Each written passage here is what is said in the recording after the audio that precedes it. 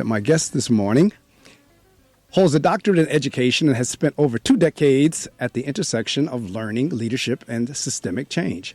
She's the founder of Preeminence professional consulting agency, where she works with schools, nonprofits, and workforce development organizations to design curriculum, training systems, and programs that produce measurable outcomes and secure funding. What makes her story remarkable is not just what she has built, it is where she started. Born in Jamaica, raised in Brooklyn, she became a first-generation college graduate who earned 4 degrees without a single dollar in student loan debt. She went on to become a 6-time published author, a nationally recognized speaker, and the recipient of the 2024 J.P. Morgan Chase and the KNOW, K-N-O-W, Women Honor as one of the 100 women to know in America. Her work spans education, policy, emotional intelligence, mental health, advocacy, and equity, and she brings all of it into the room with her. Today we're talking about, and we're going to be talking about reading today and some other things. But I'll share with you the whole reading issue, but we're going to be talking about reading amongst other. But ladies and gentlemen in the reading circles, listen to the reading, or welcome to the Reading Circle microphones, none other than Dr. Anesha Fuller. Dr. Fuller, good morning. Good morning. Good morning, everyone. Good morning, Dr. Medley. yeah, I got some flack for that. I was like, calm down. Don't worry, I gotta address that. so yeah, because folks in the listening audience, because they hit me up on social media or what have you, and so they would say, "You're supposed to put doctor in there now." Okay, but certainly next week, I knew you were coming on, so I said definitely. I can tell you for a fact next week it would be in there because, like I said, we'll be talking doctor to doctor. Right. I'm glad they did address that because you work hard. People don't know the work that goes in behind it. They just see the GR. I'm telling you, it's not for the weak. I know that's right. That is for sure. So, listening audience, I'll tell you how Dr. Fuller and I met. And if she can call me Mark and I may call her Anesha, but just know we both have our doctorate, so we're good. But in any event, the way I met her, because I do it even for the show. I mean, there are folks who are on the mailing list who I've never met or talked to before. They get a cold email from me. Some of them, it's not cold anymore. They know for every week or every other week or whatever, they're going to get an email letting them know who the guest is on the show.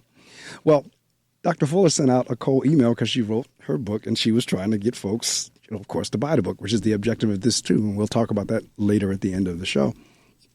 I see the email, and you all know I have a passion for reading. So I see the email title and I said, that looks interesting, because I get a lot of cold emails. I really do. And most of them I just hit delete on very quickly. But in this particular case, because of the topic, I opened it and I started reading what it was about. And I ordered me a copy of the book. I ordered 1 copy for myself. Started going through the book, seeing what it was about, really fell in love with the book, and ultimately ordered copies for the rest of my team, for the rest of the staff. So Dr. Fuller, what I told them whenever I got the book, I said, look, everybody in here is going to be a reading teacher. I don't care what subject you teach. Everybody's going to teach reading. And I gave them a copy of the book, and we used it in 24-25 as a book study. And as I shared with you when we were talking, we used it, and we did see a bump in our ELA scores whenever they took the state tests and the various benchmark tests. So I was saying before you got on the air, personally, I don't go crazy about test scores. More importantly, though, my kids got a better understanding of comprehension, of decoding, of vocabulary, of so forth, and the whole notion of compare and contrast. They got a better feel for that when the teachers were using your book. So that's a long way of saying this is what we're going to be talking about this morning. So, all right, this is my first question. I usually don't work off a question list, but where did this, because I see you were born in Jamaica, where did this all begin in terms of, did you even see yourself as a child as an author or having books out, or, did you always love to write? Did you always love to read? Where did this whole thing come from? Okay, so this is so crazy. Last week was Teachers Appreciation Week, and I put up a post and I talk about my beginnings. I had no desire to be a teacher growing up. My passion was to be a lawyer. And, because I'm really great at speaking, debating, and most importantly, helping people. I wanted to really be an immigration attorney. And when it was time to go to college as a first-generation college grad, there was no financial backing for me. So it was like I sat down with a college career counselor in the CCC at that time, and they were like, okay, you want to go to law school? I actually got accepted to Spelman, but there was no money for me to go to Spelman. Nobody in my family had any money. We didn't even know how to navigate college. And so they was like, what else do you like to do? And I was like, I like to help people. So they said, you know what?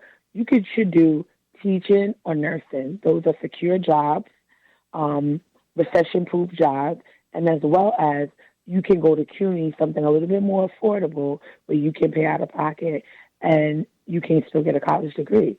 So I said, I'm not really nurse material, but I'll do teaching. It can't be that hard. Or, I do love to learn, so I can go inside teaching because I like to help. I like to learn in matches. And that's how I got thrusted into education. And I tell people all the time, and what I put in my post, what looked like a setback was a setup to my foundations. And it built my desire to learn and help other individuals to learn better as well, too.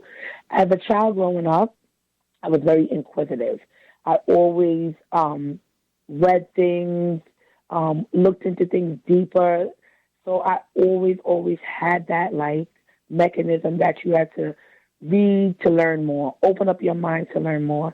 And also, too, coming from a Jamaican background, my family came here and my grandmother did not go to school. She basically dropped out of high school because she had to take care of her children.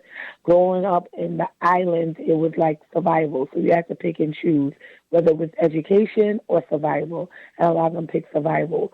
So my family was very, very big on making sure that we had a proper education. We took the foundations of public school, where a lot of people think public education is just it's not good because it's not paid, it's not private, but we made the best of it. And then, too, navigating college, it made me take it even more serious. And I think that's my core for why I'm so passionate about education now, 20 years later, because I see what education can do for you. And I also notice the reading and literacy gaps that a lot of individuals have. Well, I'll tell you what, in terms of the Jamaican culture and background, I am extremely aware and well aware of the Jamaican culture in the background, and that's a whole nother story. That's a whole nother show. I'll tell you about it whenever we talk offline. But in any event, I do know in Jamaica, education is a prime, or shall I say a priority, in terms of, like you said, it's one or the other. And this is why. Because here in the United States, everything is, for the most part, free. Whenever here, for the most part, all our kids got to do is go to school, and they don't want to do that. But over in Jamaica, they have to pay for everything that goes along with the school. They have to pay for transportation. They have to pay for the uniforms. They have to pay for their books. They have to pay for their lunch. They have to pay for everything. There is no subsidy. There is no free lunch. There's none of that we have here in the country. So I know what Dr. Fuller is talking about in terms of now, all right, I moved from the island to the United States. Matter of fact, how long were you on Jamaica? How long were you there? I literally came to America as a young kid, so I got my early beginnings here. Okay, so again, as everybody else, for that matter, who comes to the United States, they're looking for more opportunity, a better opportunity. That's why a lot of times we get frustrated for those of us who are born here, who take for granted what we have. Because this has been my experience, Dr. Fuller, whenever I was teaching, because I taught 8th grade language arts. When I was teaching, most of my students who came from another country, they excelled. They beat the kids who had been born here, who had been going here. I mean, they would. I had a young girl, and I've talked about her often. She was from Africa, and she came mid-year and wound up being, for the most part, valedictorian. I mean, she came mid-year because in a lot of the countries, they don't have this opportunity to go to school for free. So when they come to the United States and they're looking like, all I have to do is go. Yeah, that's all you got to do. All I got to do is study and do my homework and do my papers. And yep, that's all you got to do. I don't have to do. Nope, you don't have to do that. So they come here like, oh, this is great. So I totally get and understand it because you have a better appreciation for education. And like you said, education is the way, because that is my message constantly with my students, that education gives you options. So as a child, did you like reading, or were you, because the whole impetus of this show is focused on reading, and most of my authors say, yeah, as a child, I love to read. So did you love to read as a child, or is that something that just came later? No, I used to love to read as a child. It was so crazy you say that because I was always at the top of my class throughout school. So I always was in gifted and talented programs. I always was in the top of my class. So reading was my thing. Reading was my thing. And what's so crazy is I got to give you a joke.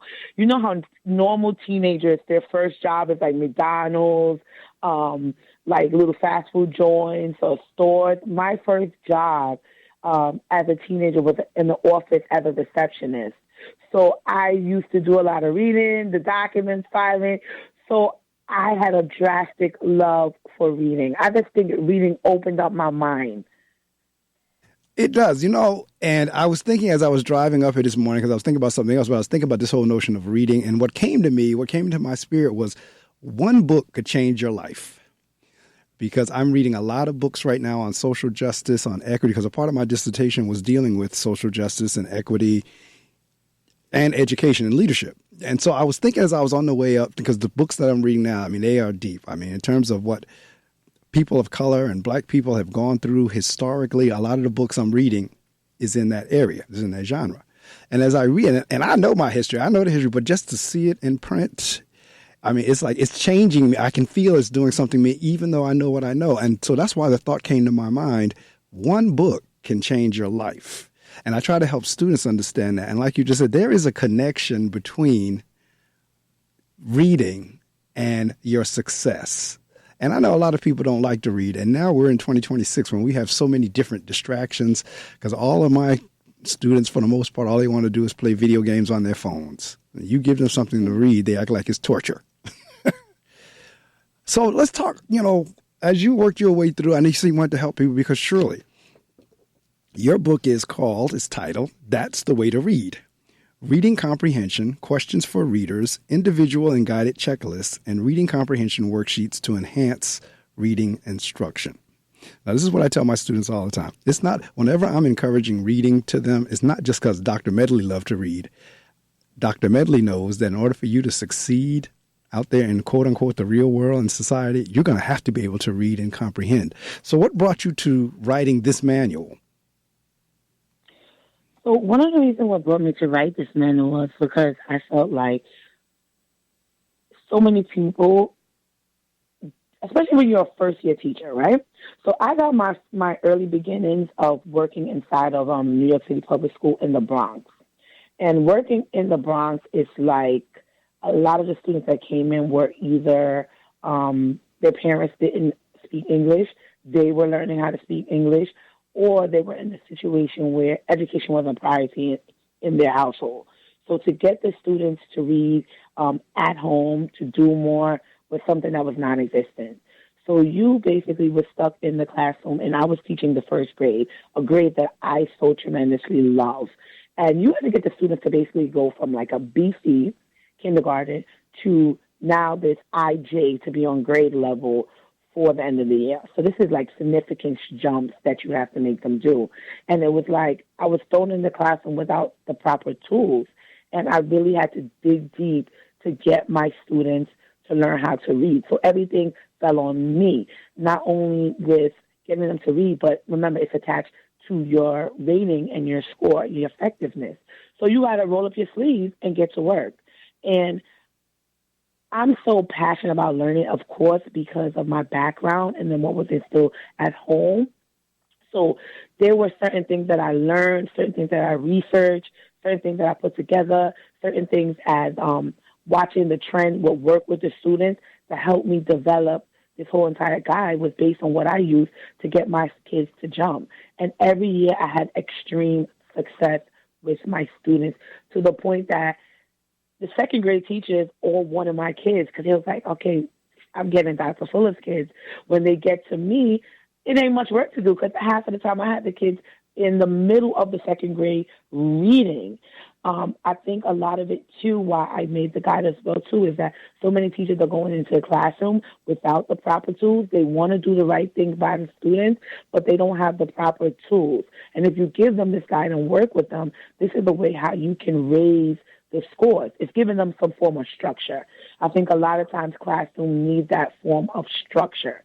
And I think a lot of times when people put people in the classroom, they're just thinking about theory. So you probably know what's about Dr. Medley. A lot of people focus on, oh, this one's theory, that one's theory. But we need practical tools. When you get in a classroom, there's theory, but then what is the practical tools we're going to use? We got to be realistic. We got to get down to the nitty gritty. We got to get our kids reading and learning. Like, I don't want to hear about this one's theory, that one's theory. What can I actually use to put in play to get my students to learn? I think a lot of times, too, especially with education and the way things are, I think people overcomplicate things and they give it a lot of fluff. They go around in circles. They pack it all up, and it's like you get nowhere. If you know me personally, if you know me business-wise, if you know me just overall, I'm straight to the point. Stop giving me all this other stuff. Stop running me around in circles. Just get me to where I need to be so that I can get others to where they need to be. So this was the point behind this guy. Give this to your teacher. Show them. Model it. And they could take everything out of it and get the students to where they need to be. You know, I chuckle when you said get down to the nitty gritty because you're absolutely right. I could not agree with you more in terms of we have all these highfalutin, high fancy programs and this, that, and the other one. At the end of the day, we really need to get down to the basics. And that was another thing that attracted me to your book. The sheets and everything that you have for the students to work with, or the teachers to ask these type of questions, have them fill in this, that was attractive to me because, like you said, it gets down to the basics. This is what kids will do. This is what students will do. Whenever I challenge them, say you don't know how to read or you need to improve your read, they'll look at me and say, Mr. Medley, I know how to read. Yes, you might. That's questionable. What people don't understand is reading has various components to it. It's not just a matter of being able to call words, and some of them don't do that well. That's called decoding. You have decoding, you have comprehension, you have fluency, and you need that and then some to be able to do everything in order to answer a question on a state test or whatever correctly.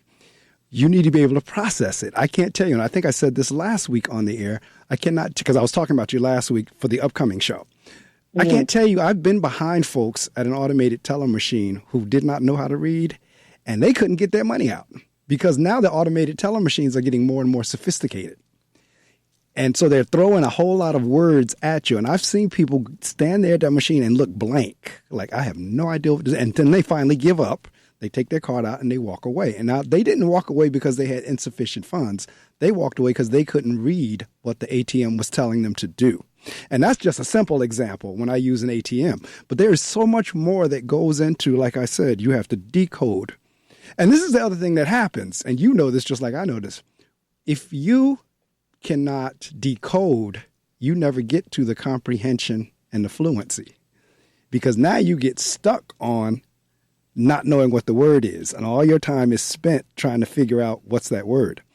Or if you do know one word and not the other, and if context clues are not taught, you still have no idea what the sentence or the paragraph is telling you. So there's a lot that goes into reading. That's why a manual like yours is so important, because it breaks it down. Or as you say, get to the nitty gritty.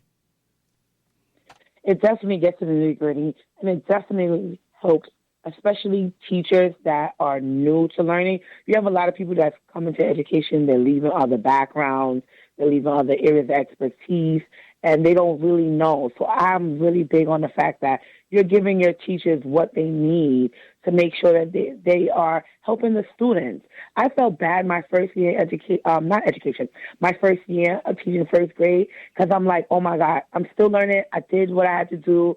I got them to where they need to be. But like every year as you go, you're like, oh my God, I could have incorporated this. I could have did that last year.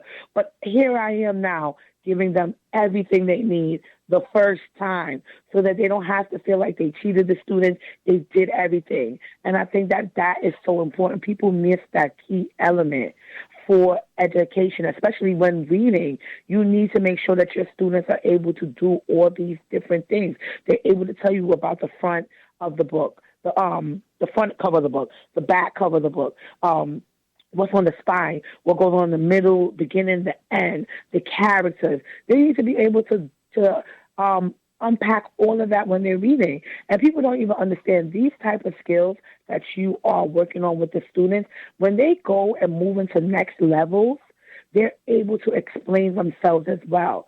So I say this to say this, going through my journey of working in elementary school, dabbling a little bit in middle school, now being in high school, and also teaching at college, a lot of the students' skills that they did not have in the elementary level, it shows up as they get older.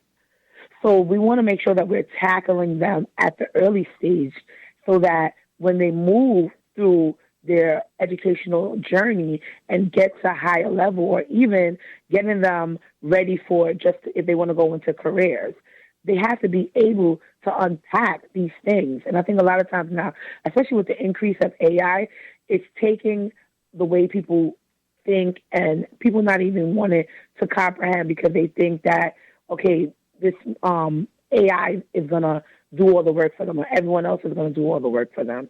They don't have to think or comprehend or dig deeper. And, we want to make sure that we're tackling that.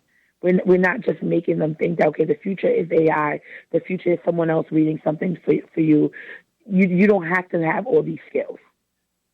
Now I'm going to talk about AI in a second, because AI is a wonderful resource. And I'll talk about that in a couple of minutes, what you just said, because that's exactly, unfortunately, where a lot of people are going. So, well, I don't have to do anything. AI is going to do it for me. But there's some fallbacks. There's some shortcomings of AI, and we'll talk about that in a minute. But my question for you is, and I don't know if you know the answer to this or not, because working in an urban area, we deal with so many children who, when they come out the gate, what's supposed to happen in school based on grade level is that each grade level is more and more of a challenge, and you get better and better. However, what I find is you have kids coming out of pre-K, kindergarten, first grade, this, that, and the other. Somewhere the reading bus pulled off, because I could say the math bus, the social studies bus, and all that as well. But since we're talking reading this morning, somewhere the reading bus pulls off and the child is not on it. And I use that analogy to show we start falling behind, grade levels behind. So you would get a child in third grade that's on a kindergarten reading level. And as you said, that gap widens as they go up. So now you get a child on fifth grade who's on the second grade reading level. You get a child in eighth grade who's on the third grade reading level. What in your mind do you think, and which I think you kind of touched on, how is it that the child gets 2 or 3 grade levels behind in reading? I think a lot of times children get 2 and 3 grade levels behind in reading because, all right, there's many different factors. Let's talk about the number one, like an IEP factor. A lot of times, that with students, when they have a certain IEP, they only have to test out to a certain level. And so once they get to that certain level, people just feel like, okay, they're at that level to get promoted, that's it. So they stop focusing on that child to even push them to go beyond the level. That's one. Another one is that students are not reading at home. They're not reading at home. They're not further enhancing reading. So the love, the passion, or even going beyond the reading levels is not being done. Number 3, a lot of times teachers are not incorporating reading in everything. I think a lot of times people don't understand every subject is a subject for students to read and write. Whether it's math, whether it's science, whether it's social studies, we're so focused on pushing them on technology. But because of that, they're not reading because the technology is doing the reading for them. And that's interesting because that's a phenomenon for me, because as a child, I guess I would have been considered a geek. I always loved reading as a kid. And I've said it on the show before in terms of my father was my greatest role model. As a matter of fact, that's what caused me to begin reading, because he would come from work from his factory job each day. I could set my clock by the time he would be pulling in, come on, change his clothes, what have you. He'd go sit down and he would go and read either a book, or either he would read Jet magazine or Ebony magazine or something. I would see that and I began doing it. Because of that, I became a very avid. Now, it didn't have the same effect on my sister. She's kind of like the opposite. She only reads if she has to read. She's just not, reading is just not her thing. But for me, it was. And reading has opened the doors for everything else I've done. That's why I always say, for me, reading is the foundation and the baseline for, like you said, the other subjects. And I shared with you earlier with your book, that's exactly why I gave it to the math teacher. That's why I gave it to the social studies teacher, the art teacher, and all, because I was under that same ilk. Listen, everything is an opportunity to teach reading and writing. And that's how the child, to me, that's how they get better. Now, this is the thing. When I did my let me see, I got to get my master's straight. When I did my second master's, when I did the MEd, my action research was on would children read more if they self-selected their book or if they had to read the book that the curriculum of the district said, look, you're going to read this. And of course, when I started the study, I kind of figured out how the hypothesis was going to turn out. And it did.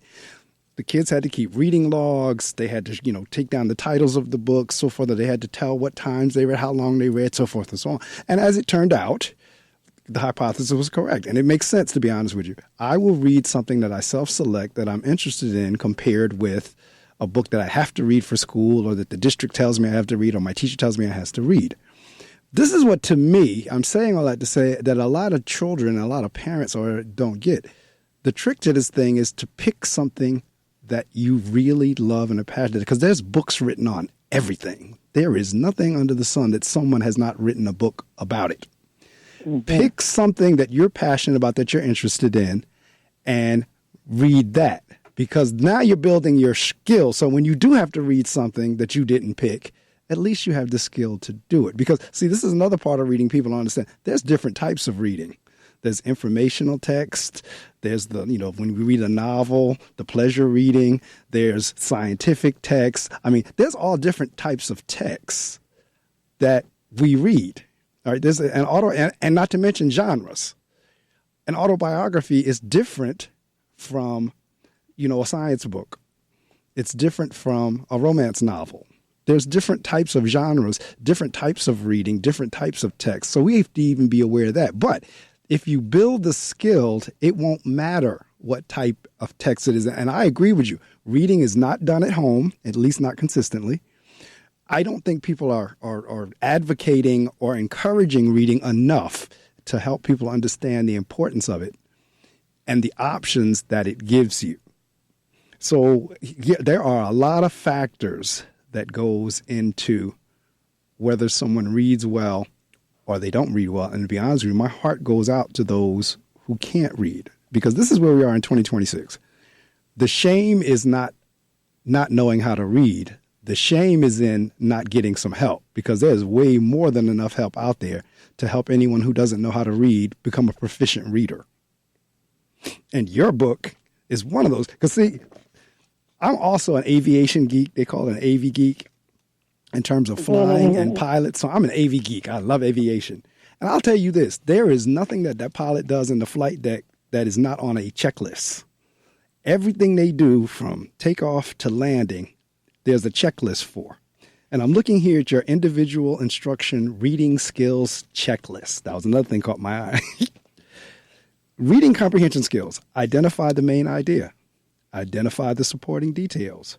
Retell the story. Retell essential facts from the story. Use of text-based evidence in retelling the story. Make connections text to text, text to self, and text to world. Understand characters, character development. Ask questions. All these are on the checklist, by the way. So this gives the teachers an opportunity to say, okay, did I do this? Did I do this? Did I do this? Is the child able to do this? Is the student able to do this? Is the student able to do that? So talk to me a little bit about, as you're putting this together, how did you come up with this? You mean the checklist? Yes, the checklist and everything else. So one of the things that in education, especially if you're an efficient educator, I've been taught to track data. So putting together a lot of the checklists help you to track data, because when you use the checklist, you are monitoring the students, whether you want to do it. If you're pulling a small group and you're going to track them every time you have the small group, whether you're pulling them daily, you're tracking them daily, you're able to see where the students start and where they finish. And that is also your tool where you can learn to know, well, okay, I'm seeing a gap with him in this particular area.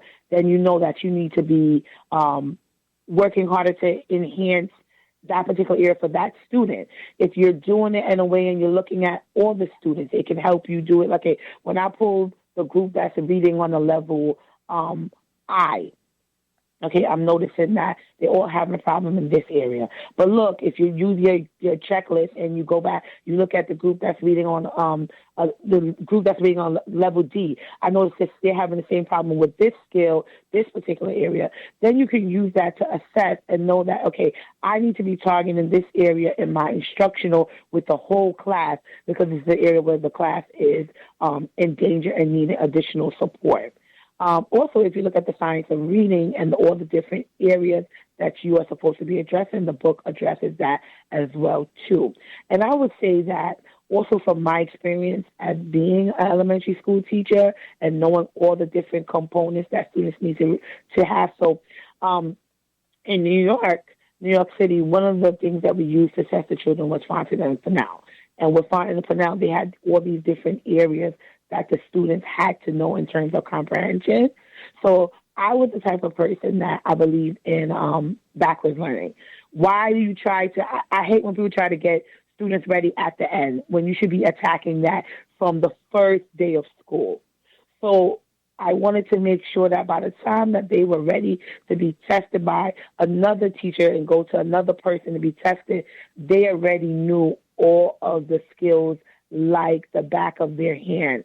So I made sure that we tackled all of them every day, and I put them inside of the book because these are the things that students need to know, whether you're using Fontaine now, whether whatever district or where you're at. These are all the core areas that students need to be able to understand, to be able to regurgitate to you when they finish reading a book.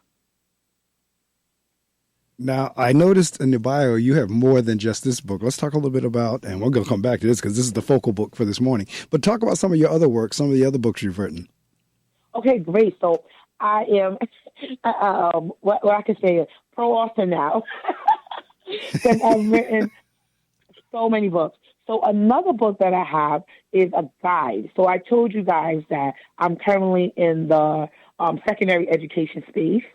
I'm a social studies teacher in the morning, and then in the evening, I'm an adjunct professor, and I've been an adjunct professor for about the past 8 years, working at schools like Rutgers, Seton Hall, Berkeley, and now I'm at Monroe College, which has been retitled Monroe University. And working in a high school, and then now also working in university, I saw such a huge gap in the writing skills. And a lot of times I saw that students were moving from high school to college and having a struggle with essay writing, and then moving from essay writing to research writing. They weren't kind of understanding the core fundamentals of what was supposed to go into each particular different type of writing. So one of the things I did was to make a writing guide to help guide them with understanding, okay, this is college writing essay, high school writing essay, and now this is how we transition and turn that into writing a research paper, your basic standard research paper.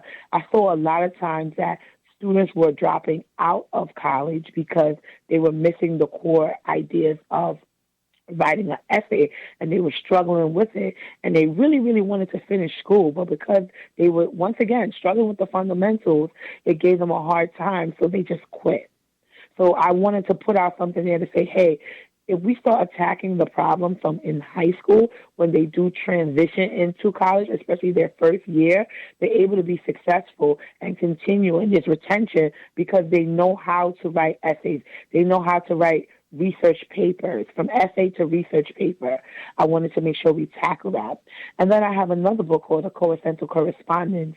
It is a central guide where it talks about many different components that I would say high school students to young adults deal with, even adults too, learning your attachment style, learning how to take charge of your social emotional skills, learning how to know when to change your crowd. I think a lot of times when students are teenagers and young adults, they go through that period of, okay, now I want to change my crowd. I want better for myself. I want to discharge.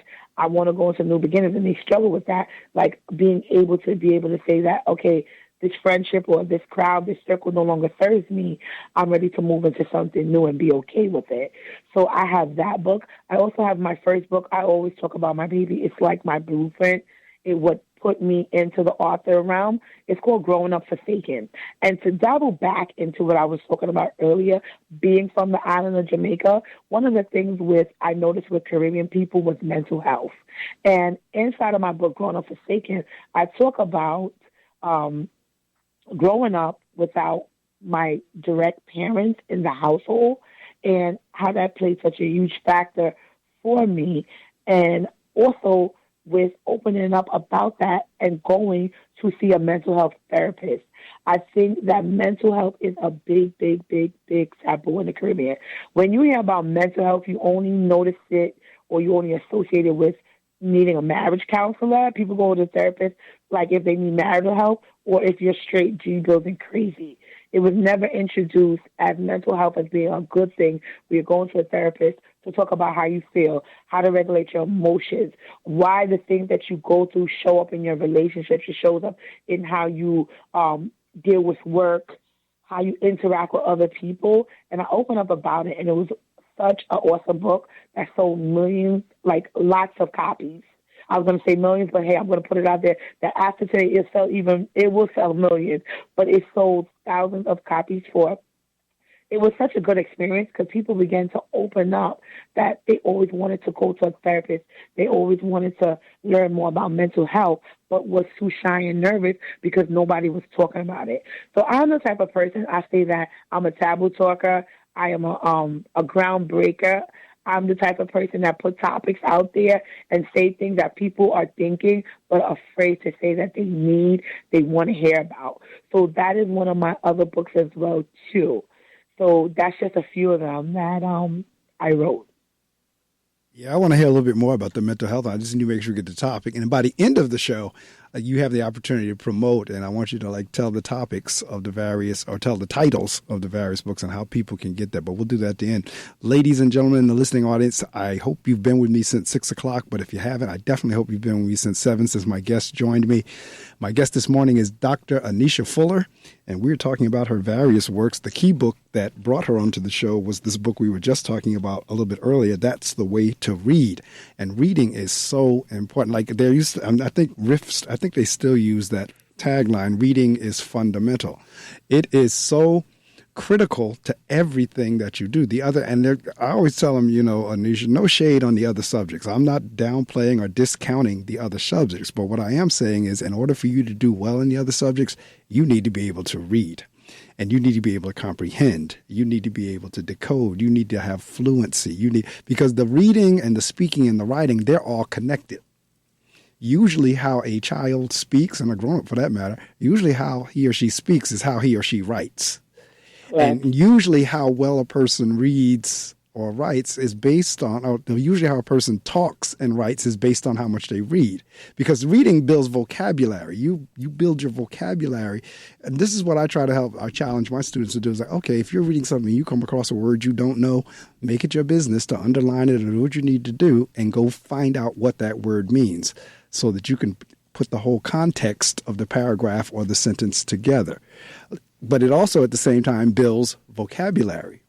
Because a stronger vocabulary, this is the thing about in terms of profanity and cursing. What's said about that is people who swear and use profanity and curse a lot has a very limited, if not small, vocabulary. So they're using the curse words to replace the vocabulary they don't have. So all of it is connected in terms of being successful because people judge how you write. People judge how you speak. People judge, your ability to conversate, or because there's very few things that if somebody's talking about that I can't contribute to the conversation. And that's all because of, again, reading about different areas, reading about different things. So I may not be an expert in it, but I can contribute. But again, because it goes back to what I've read. So in terms of because that whole mental health and emotional intelligence, because I'm looking in your bio now, she is a 6-time published author with a work spanning literacy, mental health, and emotional intelligence, faith, personal growth, and entrepreneurship. Let's talk a little bit about that. What is it like now launching out there on your own, being an entrepreneur? Because, that's how I met you, was through a cold call email. I'm cracking up. Yes, yes. I was getting busy. Hey, listen to me. Entrepreneurship. I want to tell you that I crack up all the time. So we're gonna dabble back because I want everyone, especially on the show, to understand something that I tell people all the time. First time they're like, "Why am I working here? What am I doing here? What?" And I'm like, God puts you at places that He prepares you for your next level. So wherever you're at in life, and you're probably like, I don't understand the purpose of working at this job. I don't understand the purpose of going to that center or being in this program. Trust me when I tell you, it's going to be your fundamentals for later. So what is so crazy? I got thrown into. I could say I was a little boss lady from my first job as a receptionist. Because who I work with, I consider them like my adopted moms because they took me under their wings. So they had full time jobs, and then they had their office, and it was like that was their entrepreneurship, that was their business. So I learned a lot about business and entrepreneurship from being there at 14. So I knew how to run basically I tell everybody I have fundamental the fundamentals of running a brick and mortar. I tell them I'm the original gate girl. I used to jump up, pull down the shutter, and then push it up with my hand. I said, I'm not the electronic girl. I'm the original girl. Where shutters weren't fancy back then. And then eventually they started to see me jump, and somebody got me the little thing now where I used to have to hook it in the thing and pull down the gate. So I know about that lifestyle. I know about brick and mortar. Like I've been there from the jump start to now moving over to, everything is virtual, everything is remote. You can be anywhere working with clients. But I got a lot of my early entrepreneurship from a very young age of working inside of the office, learning how to deal with people, learning how to provide good customer service, learning how to just set everything up, and then now being able to, when I was in college, I had a photography business, which I still do have now. So that even further enhanced my ability to learn how to navigate with dealing with different emotions, dealing with different people, and just further enhancing what I have now that I turn into my company, Preeminence Professional Consulting Agency. And what was so crazy, I'm so passionate about learning, giving information that I turned into a business. I was doing it, and everybody was like, hey, you got to turn it into a business now so that you can start to bring it into companies, schools, and all these other places to work with people because, they got to pay a company. So I said, all right, I'm ready to do so. And so it has blossomed so much that I'm actually getting ready to graduate from the Goldman Sachs 1 Million Blacks in Business that has taught me to even further enhance what I do into entrepreneurship.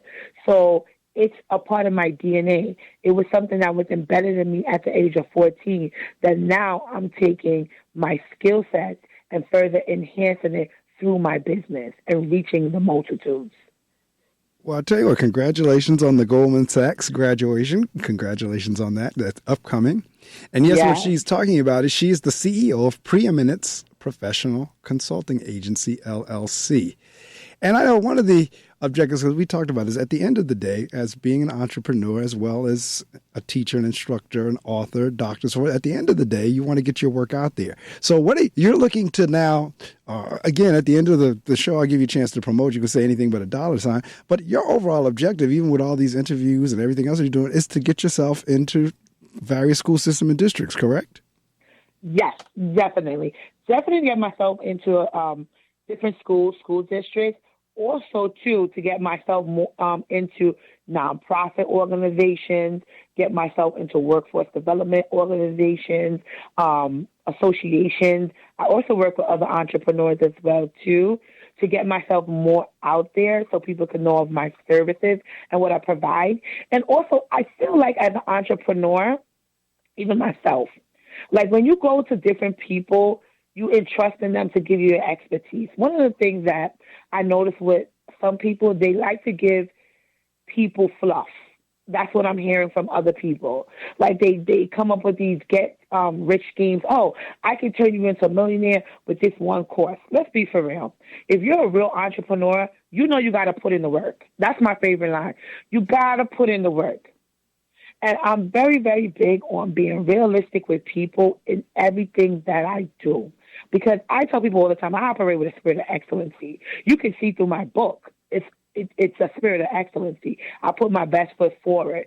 And I'm so adamant about working with people, going into schools, working with nonprofits, working with workforce development, working with other entrepreneurs, because I want to give you something authentic. I want to give you something that is a spirit of excellency. I want to help you the right way.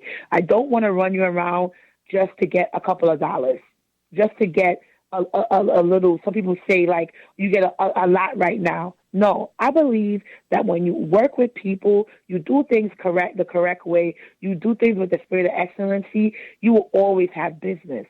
Because when you deal with someone in the right manner, they recommend you to somebody else.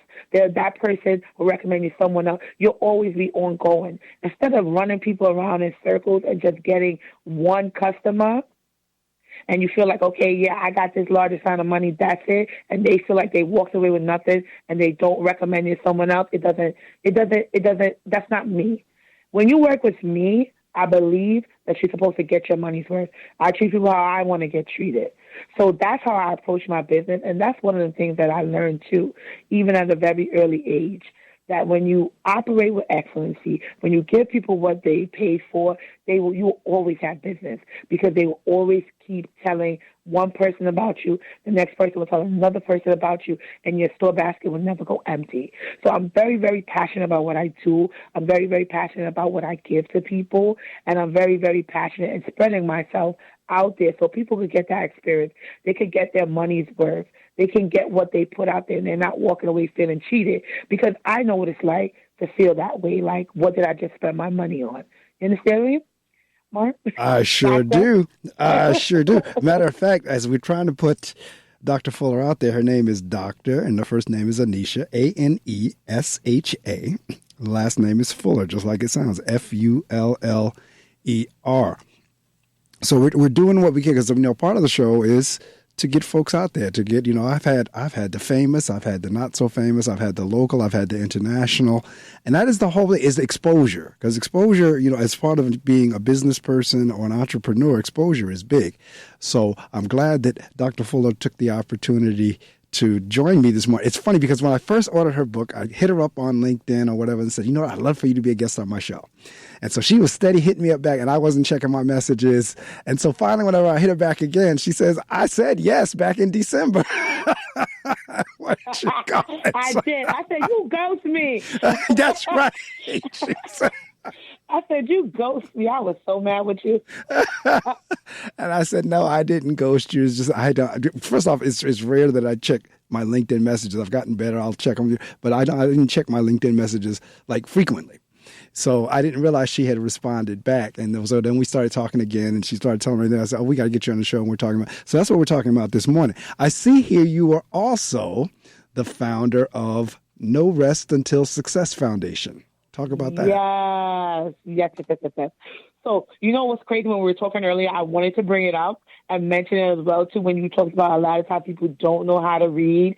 So when I, too, was finishing my dissertation, oh, my God, that's like 8 years ago, my topic was based on making sure that Children's Early Childhood Foundation had a solid foundation. Like, what are the effects if it doesn't?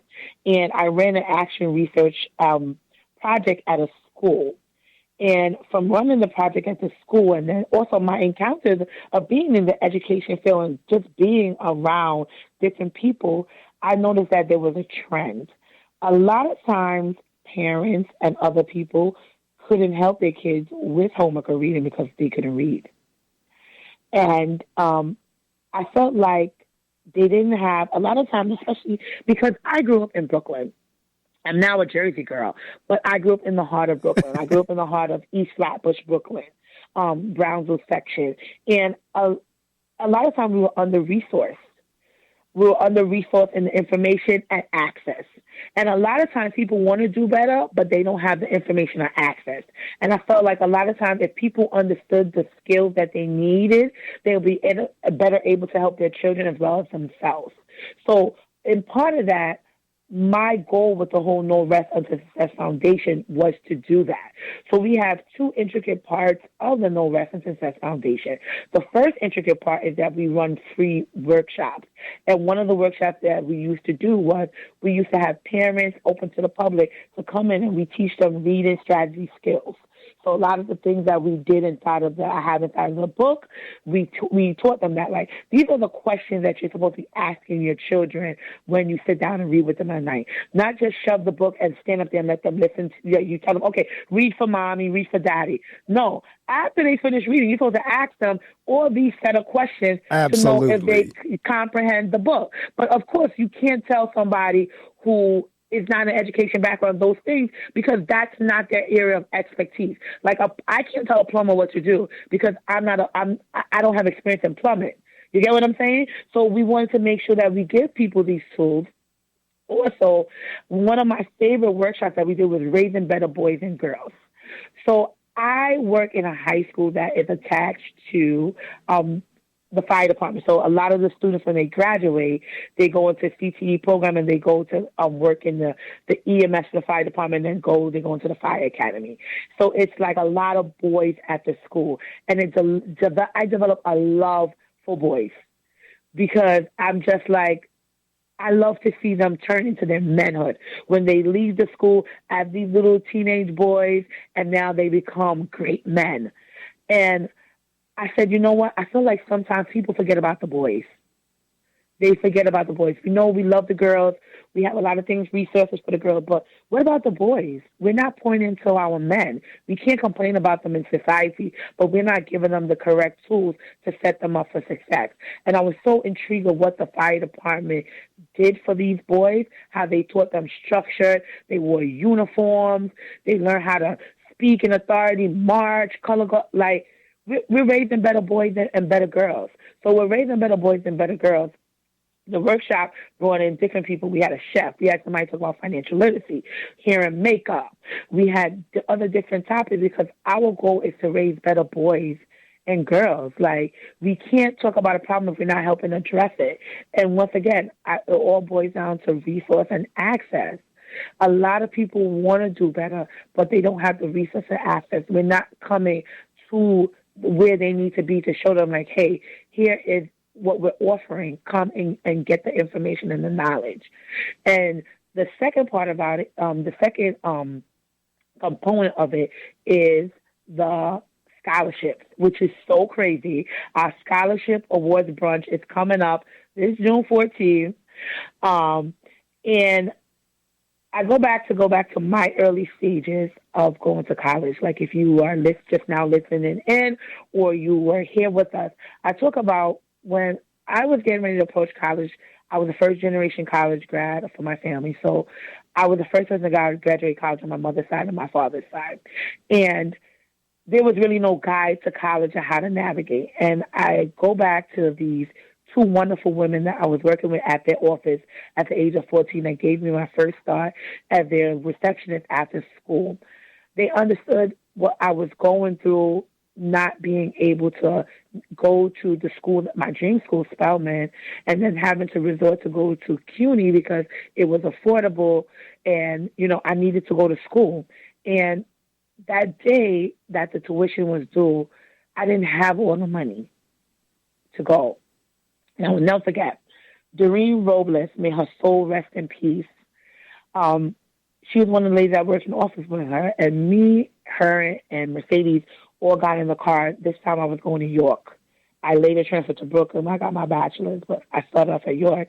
And we went to the school, and she took out her credit card. And when she took out her credit card, she said, we're going to put the tuition on this credit card. And every time you work, we're going to take something off the check to pay down the credit card so that by the time next semester rolls around, we do the same thing, but you got to go to school. And then she went to the bookstore and she took out another card, which was her personal card, and she charged all my books for the semester. And I will never forget that. And I always said that when I get to where I need to be in life, I want to turn back and give it back to to a generation like me that wants it but needs help. So a part of the scholarship is we pick 3 New York City public high school students that demonstrate academic excellence. They have a social economic factor. They do volunteer service at school or outside of school that has to be verified. And they also have to be college bound. And through donations, sponsorships, we pick our winner, and every year they have a brunch, and we honor them. And I get dynamic speakers to come in to speak. I'm very big on representation. I normally reach out to people that either I know or find on Instagram that are doing great things, and they represent what they could see. I think a lot of times for our children, especially our children, our minority children, they need to see representation to themselves. Like, this is not where you start. This is where you're going to go. So I always reach out to people that are, like, dynamic. So, like, this year I have somebody who's the youth leader for the FDNY. I have somebody who is the head warden, like a second to like a commissioner or whatever it is in New York City Department of Corrections. Representation, both male and female. So they can see these are we started all off as inner city kids. And this is where life can take you. This is where the journey you can go. They have the Dr. Seuss book, all the places you will go. I received that when I was graduating high school, and it's always a monumental book for me because there's so many places that you can go. And people sometimes think that their ceiling or their end point is where they're at. And the world is big. There's so much out there. So that brunch holds so much significance to me. This is going to be our 4th year of having the actual brunch. The award has been going out for 7 years. You know, we had our 3 years with the whole COVID thing. So we were just giving it to them, mailing them the stuff. But once we were able to open back up and come in a space, we are able to do it. So we started it back. This is our 4th year. It's coming up June 14th. So that is what we do through the foundation. It's wonderful. It's awesome. I think a lot of times, especially in today's media, we focus so negatively on what students are doing bad in terms of their behavior, how they're not learning, the reading crisis. But let's shine a light on the students who are actually doing what they have to do. They're going the extra miles. And sometimes when we go through their essays, last year we had a winner. His and his family lived in the church. The church, like, opened up a little space for them to live because, you know, they came, they were a part of the, you know, the immigrant influx, but he was excelling in school, phenomenal. Like, he had to be one of our winners because his story was so compelling. I tell people all the time, I love somebody with a story because I had a story. I still have a story. My story is still continuously being written of excellence. And it's a story that shows that it's not where you start at, it's where God intends to take you, where your next level is. And my story is so dynamic. So I love, this is why when they submit the essays, they have to tell us their story, because a story is so deep. It helps people to know where you're going to go and how it's going to shape you throughout life. So that's a little bit of some of the work that we do behind the No Rest and Success Foundation. It was founded in 2018. We do book fairs. I want to get a back-to-school drive going this year. But, you know, you got to look for the sponsors, you got to look for the funding, you got to look for all these things.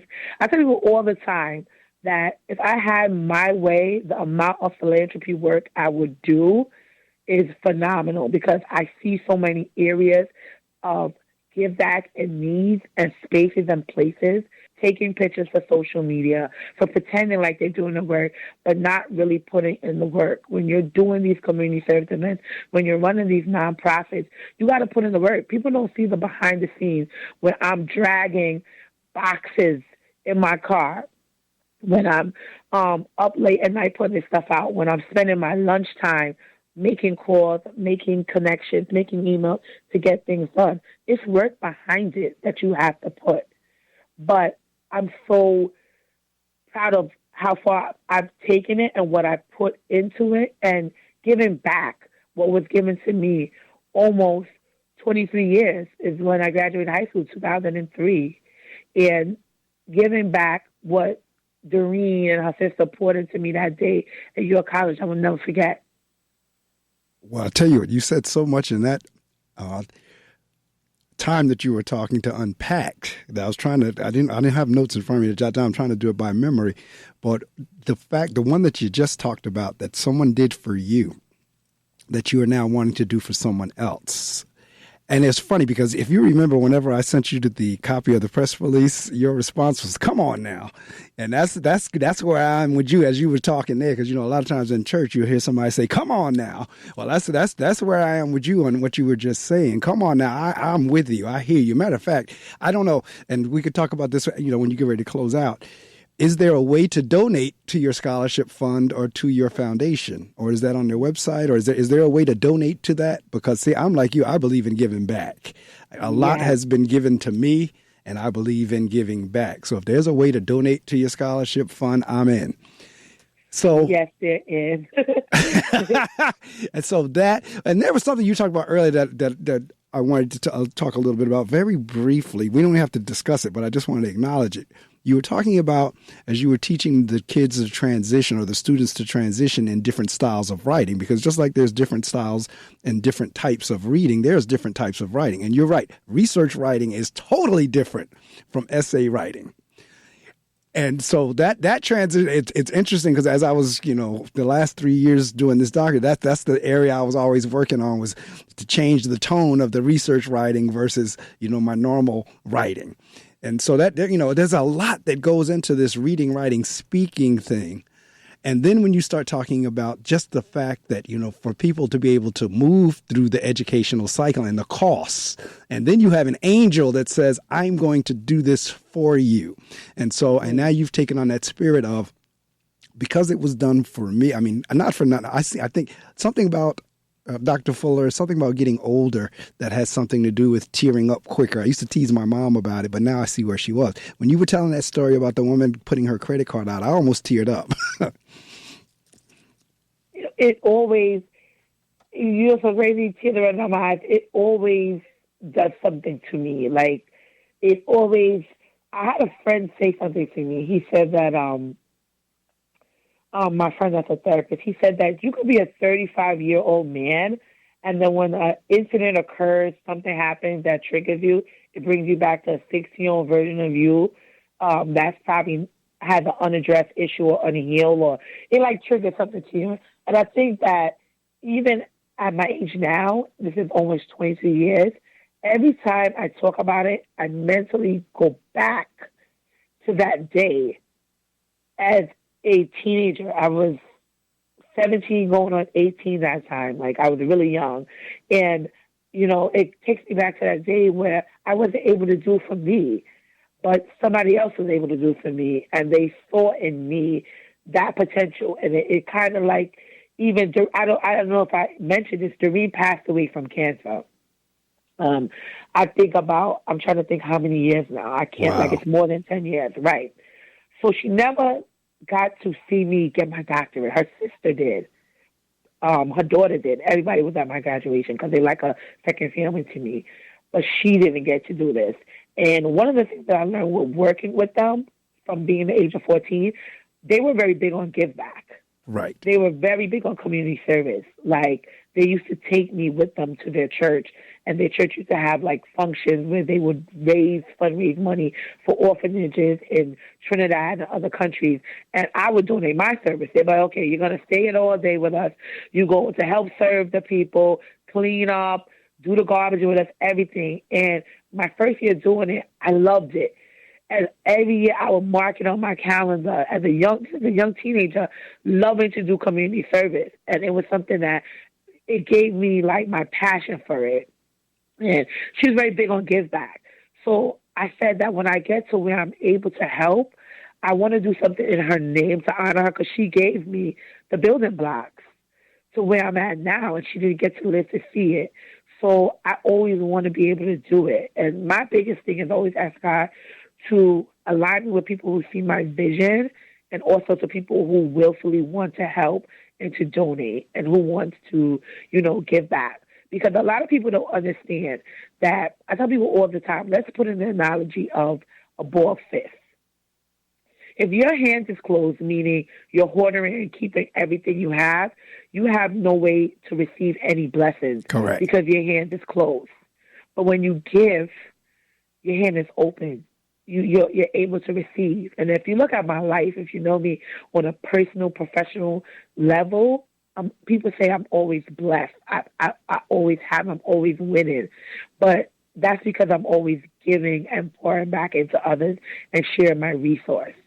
For many years, we have done this event out of our own pocket, putting everything together. And, I never let it get to me, even though sometimes I'm like, oh, my gosh, like, I would love to have funding to do it more. This, that, and the way. It always comes out awesome. If you look on our Instagram, when I give the website out later, you can see all the pictures. Like I said, I believe in the spirit of excellence. It's always done to the best and to the T. I believe that you should give back and give back the right way. And a lot of people get to a level and they start to throw bricks and stones and kick other people down that's trying to come up. And you're never going to continue to grow and glow if you don't have that spirit of knowing that you have to reach back and pull people up. Absolutely. So, yeah. I agree. I'm with you. I have a lot of favorite verses in the Bible, but one of my favorite verses is Proverbs 11:25. And what that says, and I'm paraphrasing it, there's no way you can water someone else and you not get some of the water yourself. And I'm paraphrasing because based on what you just said, there's no way in the world you could be that much of a blessing to other people and you not wind up ultimately being blessed as well. So that's one of my favorite verses. I'm going to shift gears on you before we get ready to go because I had a question that came up in terms of putting the book together. Are you self-published? Did you go to a how did your book come out? Did you self-publish it or are you with a publisher? I self-publish everything. So you self-published. Gotcha. All right. That's because that's usually I go down that track, but your conversation got so interesting. I didn't go down that track of how did you feel during the process of putting the book together? Because I usually challenge my authors with that in terms of, well, what was that process like for you when you now decided to become an author? Of like, okay, you had the concept, but now you got to get it in book form. You got to choose covers. You got to choose titles. So, very quickly, you could talk on that a little bit. And then how did you come across the decision to be self-published? Let's talk on that a little bit for those who are in the listening audience who are either contemplating or in the process or need some encouragement to say, you can do this. I would say with my first book, how can I say this? This is a good question. And I'm going to answer this question for you guys so real. I'm the type of person, I'm on Facebook, right? So I have a lot of people on Facebook. I have people from all walks of life, all stages. I'm one of the original Facebook girlies. I was on Facebook when you needed a college email address to log on to Facebook. So I have a huge network on my Facebook, and I put out there, hey, does anybody know where I can get a book design? And then a lot of people gave me information, and then from what they gave me, I was able to get the book design. I was able to find an editor all in one spot. And one of the things what I like about self-publishing, I looked at how much it costs for somebody else to publish a book, like if you go to a company, and then I realized they control your book. They control every aspect in terms of your rights, but I don't know how to describe it in terms of they have control. And I'm the type of person, I want to be in control of what I want to do. I don't want to have to feel if I want a certain amount of copies, I got to wait to go to you, to go to something. No, I want to be in charge of my whole entire book, my idea. I want to be able to do what I want to do, to execute it with the vision that I have. Because I'm the type of person that every time I go to make a move, God always gives me what I need. And everything just fell right into place for me with the whole self-publishing. I was blessed to get to a person who knew how to edit my book and also turn it into a manuscript. So everything came so easy for me that I was so successful in my first book that when I wanted to do all the rest, I already had the people in play to do it for me. I would say one piece of advice for people who want to go the self-publishing route or even writing a book, your cover is what sells your book. One of the things with my first book, Growing Up Forsaken, there's a little girl on there, and she looks lonely, gloomy, and there's a light coming in. My book cover was so controversial when I put it out there that people started buying it because they wanted to, like, read and know what it was all about. Because they was like, oh, look at this cover and the title, Growing Up Forsaken. What does that mean? From a vagrant to a PhD. And they wanted to know, like, more. So when I see sometimes people put out books, and this is your first book, and they put a big picture of them on the front of the book, I'm like, you're taking away from that. Like, you have to make people pick up the book and be like, wow, from the cover alone, I want to read it. If this is your first book and people don't know you, they're going to be like, oh, I'm not buying this book with this person's big picture on it. Like, what is this about? You got to go the route of mystery. People are intrigued with, just like, let's put this in terms of marketing, right? When you go to a store, they put what they want for you to buy out in front, and they make it pretty, the packaging, the coloring. And then also, too, when they want to strike people's attention or a new flavor, they put out brand new bold taste. Look at the different version. They put out something appealing to you to lure you in, to get you to want to buy it. So even if you're not even thinking about that and buying that new box of cereal, but the way it's packaged, the way they have this bold new, the colors, what they're saying on it, you be like, hey, let me try it and take, let me buy it and try it out. And they get you hooked. So you need to execute your book with the same way. Like, but that's the way to read. You were intrigued by, what do you mean by that's the way to read? Yeah, that's the way to read. This is how we're going to get you to read. Like, the covers and titles of my book are things that will draw you in because you're looking at the cover like, wow, what is this about? So, Dr. Fuller, you know what? There's a lot more I want to talk to you about on the air, so I'm going to invite you. Last week, I had a wonderful guest. His name was Troy James, and our conversation got so good, I had to do the same thing. I'm going to have to invite you all back so we can have a part 2, because you all have a lot to say and a lot to offer, and I'm good with that because I've been actually getting text messages from people who are listening. Some are asking questions, and some are making commentary, what have you. And it's so you were asking me earlier, do I have a listening audience? Oh, yes, indeed. I have a listening audience, like I said, from all around the country. South Carolina, North Carolina, Virginia, New York, Maryland, Colorado. I mean, they're all around the country. I got folks listening all around the country. So they're there and they're listening. And again, our hope is it translates into something in terms of whether it be sales, whether it be engagements or what have you. And we are down to that point in the show where you have the opportunity to promote. I'm going to turn the mic off. The only thing you can't say is a dollar amount. That they can work out with you when they reach out to you. But in terms of how to reach out to you, where to reach out to you, where you're going to be, any book signings, where they can get your books, whether it's on Amazon or in bookstores, websites, telephone numbers, shout outs, like you shout out the ladies who put you through school or help you finish up. Anything you want to do in the next couple of minutes, I'm shutting the mic off, and you can do that, like I said, with the exception of a dollar amount. So I'm shutting the mic off. That's yours as we get ready to close out. Okay. So, guys, thank you for having me.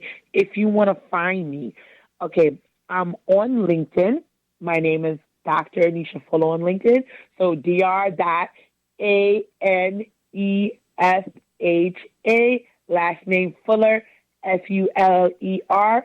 That is how you find me on LinkedIn, Dr. Anesha Fuller. You pop it up, you're going to see a nice, beautiful picture of me, white shirt, nice. That's me. That's how you're going to know it's me. That's how you find me on LinkedIn. Now, if you are an Instagram person, I'm on Instagram, Dr. Fuller's Corner. So DrFullerFcorner. That is one of the pages where you can contact me. And then you can, from there, you'll get my other pages, such as my nonprofit. My nonprofit is No Rest Unto Success Foundation on Instagram. So NORESTUNTILSUCCESS Foundation. We're also on the web, www.thenororestunsuccessfoundation.org. You can Google us. We'll come up. And on there, that is where you can click the link to donate. We also have our event, the brunch, coming up June 14th. If you can't make it, you can buy a ticket, and from the ticket, also there's a link to donate from there as well too. That is one way that you can get in touch with us. If you want to do sponsorship, we're always looking for sponsors. We're always looking for people to donate services, whatever they have. You can, get to the website or Instagram, DM me. I'm there. I'm always engaged. If you are looking for my consultant agency, you can find us on Instagram as well too. Preeminence Pros. Let me spell that. PREEMINENCE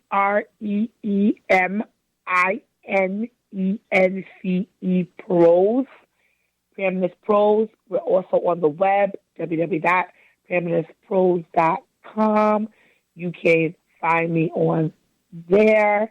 You can learn more about my consulting agency, where we do curriculum design, curriculum audit, curriculum coaching. We do trainings, workshops. We develop them for you. We do them hybrid, remote, whatever it may be. Also strategic consulting as well too. All of that information you can get from me.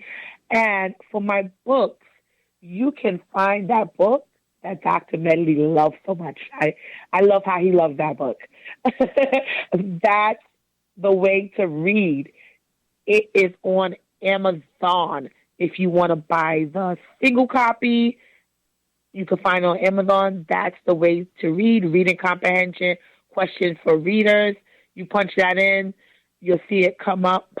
All my other books, Grown Up Forsaken, From Vagrant to PhD, The Beauty in My Brokenness, The Broken Pieces of My Life That God Put Back Together, Co-Center Correspondence, A New Me, A Better Version of You is on Amazon. Creating a Paradigm Shift in Your Mind, A Prayer Journal for Captivating Your Thoughts. All of these things are on Amazon. If you are a school, organization, and you need bulk copies of my books, especially That's the Way to Read, you definitely have to reach out to me on LinkedIn or social media, and we'll exchange email information, and I can give you over that bulk order pricing. I'm good, right, Mark? I didn't say no amount. That's right. You didn't say a dollar amount. You're good. I was trying to, for pricing, we can go over that over there as well too. I also have my website, www.drfuller.corner.com, where I'm available for speaking engagements and more, and for you to learn a little bit more about me and my passion. I tell people all the time, I have global impact. This is just the beginning. I know that's right. Well, I tell you what, we have come down to our end of our time together, and I have had a blast, as always, as I expected it to be. I mean, Dr. Fuller and I have talked on the phone prior to coming on air, and our conversations are always lively, just as you heard her this morning. So, again, I encourage all of you to reach out and get in touch. I am going to make a donation to your scholarship fund. I can tell you that. Thank you so much. I am going to do that for sure, and may pick up a copy of some of the other books also. Because I'm like you, I believe in giving back, because it does come full circle. In many instances, we truly are blessed to be a blessing. Too many people don't get that. They don't understand that concept, but we are truly blessed to be a blessing. Human or mankind is here to serve and to help make life better for others, for human and mankind. So your stories have touched me about the young man who was, they were staying in the church because the church provided them a little space, and he excels in school, loved it. What was the lady's name who had the credit card? Was it Doreen or Dorin? Doreen Robles, yeah. Doreen Robles. Well, God bless Doreen Robles. I mean, that's the kind of spirit we need to have. I am grateful. We will be in touch. It is recorded. I will send you the links. I don't know if I'll get them to you today or not. There's a good chance you may have them by tonight, if not before the weekend is over, and certainly if not by the weekend or early in the week. So you get it. And once you get the links, feel free to share them out however you'd like to. Yes, I definitely will. Thank you for having me. It was awesome. It was awesome, Mark. I said, you know what? It's funny how God works things out. Sending out my cold emails led to us, LinkedIn up, Right. getting on your show, and building a friendship and a partnership. I love it. I love it. So I want to end it off. I want to end it off by saying to everyone too, like, take a chance. I took a chance with just emailing principals in New Jersey, and look at what taking one chance did for me. So if you want to write a book, if you want to step out and do anything what you want to do, take a chance. You never know where it will lead you to. I know that's right. I could not agree with you more. So I'll be in touch with you. And yes, God does work in mysterious ways. You never know what's going to come from our meeting. This might be just the beginning. Who knows? So in any event, have a wonderfully blessed day, week. I'm going to be in touch with you, get the links to you. And again, share them out on all your networks. Thank you. Thank you, everyone. All right. Take care now.